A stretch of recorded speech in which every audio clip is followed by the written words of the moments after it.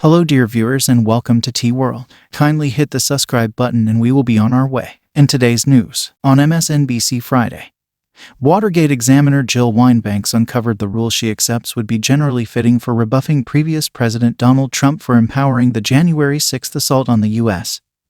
State House, in particular. She contended he could be arraigned under 18 U.S.C.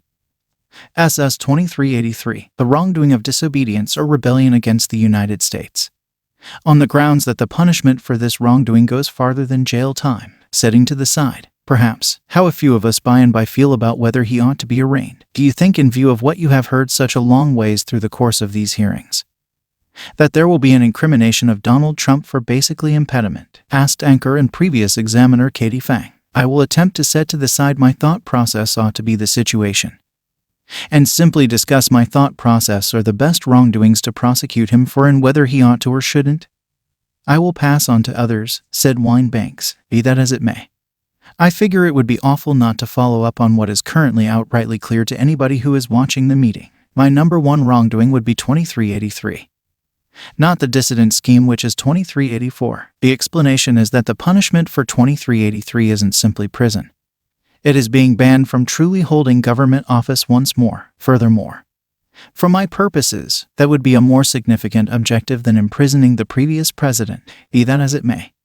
Wine-Banks noted, there are various different resolutions the previous president could be helpless against charges under. There is, obviously, as you referenced, obstacle of Congress, deterrent of equity, witness altering, such countless things just in light of Cassidy Hutchinson's declaration. Only hers, for those couple of hours spread out those violations, said Wine-Banks, and afterward you have a lot more next to that. In other news, Twitter clients accept they have found film of previous President Donald Trump rushing at a mystery administration vehicle controlling wheel. Previous White House helper Cassidy Hutchinson affirmed for the current week that on January 6 Trump became furious after security would not accept him to the Capitol as a crowd of allies raged the Capitol building. Hutchinson said an individual from Trump's security handed off a story to her making sense of the previous president rushed at the directing wheel of a mystery administration vehicle, then at the driver's clavicles bitterly. Presently, web investigators are persuaded they've found the supposed second Trump thrusted at the guiding wheel of the vehicle on January 6th. On Wednesday, a video of what seems, by all accounts, to be an individual moving around while situated behind drivers turned into a web sensation. January 6th, seated straightforwardly behind the front seat in the official SUV. Watch an extremely enlivened Trump stagger forward toward the driver a few times.